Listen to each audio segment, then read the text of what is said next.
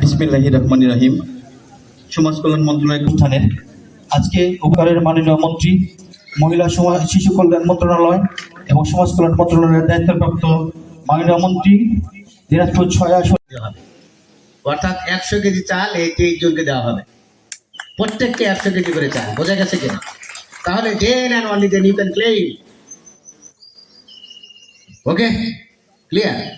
তুমি তাকে খালি আর কি দিবা, আর ওই সপ্তাহে 50 টাকার ওই মরিচ আর লবণ, আর কিছু লাগবে না।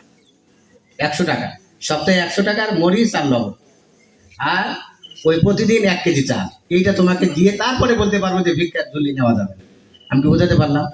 তাহলে প্লিজ স্যার বৃন্দ, আমাদের সম্মানিত চেয়ারম্যান বৃন্দ, সম্মানিত উপকারভোগী বৃন্দ, আমাদের প্রিন্ট ও ইলেকট্রনিক মিডিয়ার সম্মানিত মধ্যে গবাদি পশু বিতরণ, আমি যার নাম বলবো আমাদের মাননীয় মন্ত্রী মহোদয় স্যারের হাত থেকে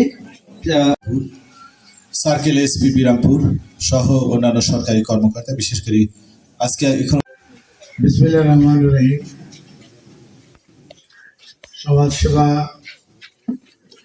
যৌথ আয়োজনে আজকে ক্ষুদ্র নৃতাত্ত্বিক গোষ্ঠীর পিছিয়ে পড়া মানুষগুলোর জন্য এবং ছাত্রছাত্রীদের জন্য পরিচালক দিনাজপুর জেলার সমাজসেবা কার্যালয় আছেন আমাদের সিনিয়র সহকারী পুলিশ সুপার বিরামপুর করতে যায় কিনা। 10 জন প্রধান শিক্ষককে ওখানে একবারে অফিসিয়াল অর্ডার করে, আমি কি বোঝাতে পারলাম কিনা? যদি না পারো তাহলে ডিসির ঘরে চাপাই দিতে হবে, আমি চিঠি দেবো। একটা টিম গঠন করতে হবে, আর প্রতি 7 জন ভিখারিকে নিয়ে উপজেলার একজন কর্মকর্তা, শিক্ষা অফিসার হতে পারে, সমাজসেবা কর্মকর্তা হতে পারে, সমবায় কর্মকর্তা, কাজ নেই, তাকে দিয়ে দাও যে এই 7 জনের 7 দিন পর রিপোর্ট দিতে হবে তাকে রাস্তায় দেখা গেছে কিনা। আর ঈদের 4 দিন পরে যেদিন অফিস খুলবে সেই দিন আমি এই 23 জনকে 100 দিনের, এই বাবা কেউ আছেন এখানে?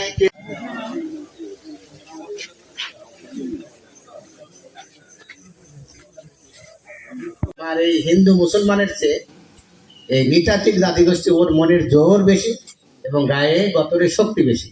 তুমি এদের নিয়ে একটা প্রশিক্ষণ আয়োজন করবে, লেখাপড়া কেমনে করতে হয়, তাহলে সেই জাদু আমরা দেখাই দেব। আপনার ঈদ, তুমি এটা বিলম্ব করা যাবে না। ঈদের 8 দিনের মধ্যে, ঈদ শেষ হওয়ার উইদিন 8 ডেজ, তুমি সারাদিন ব্যাপী শুধু ওই খালি চিরামুড়ি রাখবা। চিরামুড়ি খেয়ে দুপুরে আমরা বেশি খরচ না, কাজ করতে হবে, টাকা পয়সা খরচ না করে। বুঝতে পেরেছো কিনা?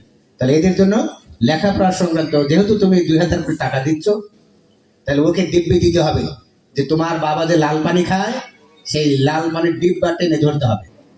তোমার মা যে লাল পানি খায় এই লাল পানি খেতে দেওয়া যাবে। আমি একটু বুঝাতে পারলাম? তাহলে এদের যে কলাকৌশল শিখেই দেবো, ওরা লেখাপড়া এই যে স্যারের মতো ডাক্তার হবে। বুঝতে পেরেছো কিনা? তো সবাই ভালো থাকবেন। 25 দিন পর পর চুল কাটাবেন, ছেলে মেয়েদের চুল কাটাতে হবে, উলুক চুল না। আর এই যে প্যান্টের পকেট কম হইতে হবে, 2টা পকেট কম হইতে হবে। রাষ্ট্র গরিব অথবা যাদের জন্য প্রয়োজন তাদের